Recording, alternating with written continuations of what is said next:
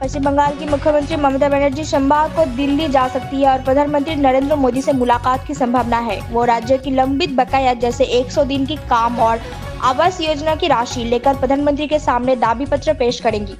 करीब 1.75 लाख करोड़ रुपए की बकाया को लेकर कई बार पत्र देने के बाद भी केंद्र से सहयोगिता न मिलने की आरोप है। इस दौरे में वो तृणमूल सांसदों से भी मिलेंगी और पार्टी ऑफिस का भी उद्घाटन करेंगी।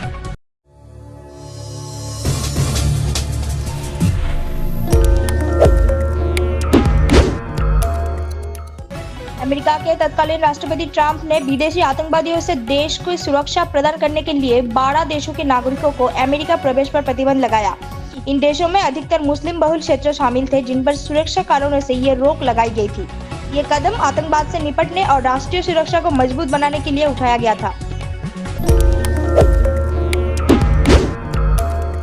पहलगांव में हुए आतंकी हमले के बाद अमरनाथ यात्रा के लिए सुरक्षा कड़ी कर दी गई है। तीर्थ यात्री के लिए सुरक्षा सुनिश्चित करने के लिए 3 स्तरीय सुरक्षा व्यवस्था लागू की गई है। इस अभियान के तहत ऑपरेशन शिप शुरू किया गया है और करीब 50,000 सुरक्षाकर्मी तैनात किया गया है। कोलकाता के ट्रीमैन रमेशचंद्रन, जो मूल रूप से मलयाली है और कलिकापुर में अब रहते हैं, पिछले कई दशकों में पर्यावरण संरक्षण में वो लगे हैं। वो अपने घर में फल, फूल और संजीवनी पौधों की नर्सरी तैयार कर मुफ्त में लोगों को वितरित करते हैं और स्कूल में पौधे लगाते हैं। वो उपक्षित पेड़ों को लेकर उनकी देखभाल भी करता है। अब उनका सपना है कोलकाता में तुलसी का बाग बनाना और प्लास्टिक मुक्त शहर की दिशा में काम करना। उत्तर प्रदेश में योगी आदित्यनाथ की सरकार के नेतृत्व में अंतरिक्ष अनुसंधान और रक्षा क्षेत्रों में बड़े पैमाने पर निवेश की संभावनाएं बढ़ रही है। सरकार विदेशी निवेश की आकर्षित करने और युवाओं के लिए रोजगार के नए अवसर सृजित करने पर जोर दे रही है। ये कदम राज्यों के उच्च तकनीक उद्योगों के केंद्र बनाने की दिशा में एक महत्वपूर्ण पहल मानी जा रही है।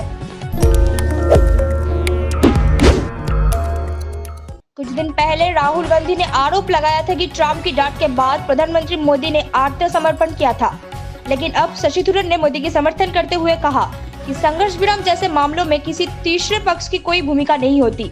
उन्होंने राहुल गांधी के दावे को सिर से खारिज कर दिया है। प्रधानमंत्री नरेंद्र मोदी ने मंत्रिमंडल की बैठक में तेज निर्णय प्रक्रिया की सराहना करते हुए कहा कि सिर्फ 22 मिनट में महत्वपूर्ण निर्णय लिया गया है।